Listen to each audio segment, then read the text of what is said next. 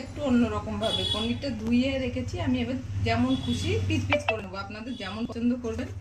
আমি একটু পিস করে নেবো, ছোট ছোটই করবো, বেশি বড় করবো না এগুলো।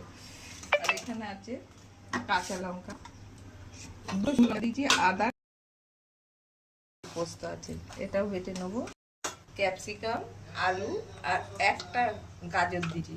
সবজিটা আপনাদের পছন্দ মতো দেবেন, আমার এইটুকু সবজি ছিল তাই এটা দিয়েছি। আর মশলা, গুঁড়ো মশলা ভেজে এটা দেখানো হয়নি, এর মধ্যে আছে গরম মশলা, গোটা গরম মশলা, আর ধনে জিরে, দুটো শুকনো লঙ্কা, আর কটা ওই যে গোলমরিচ। হলুদ দিয়ে অল্প করে ভেজে নেবো, বেশি ভাজবো না। এই যে আলু, ক্যাপসিকাম, গাজরটাও ভেজে নেবো। এই পনিরগুলো ভেজে নেবো একটু, পনির দেখেছি, হলুদ দিলাম,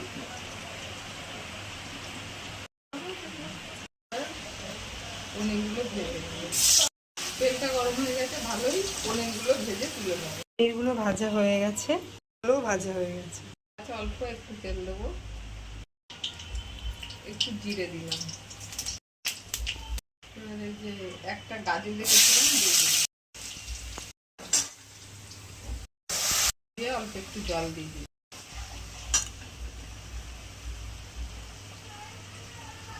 লবণ দিলাম পরিমাণ মতো, দিলাম চিনি, দিলাম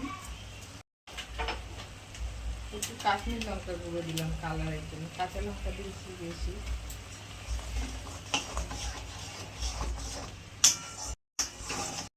আর একটু কষাবো, ক্যাপসিকাম আর ভাজা আলুগুলো দিয়ে দিলাম।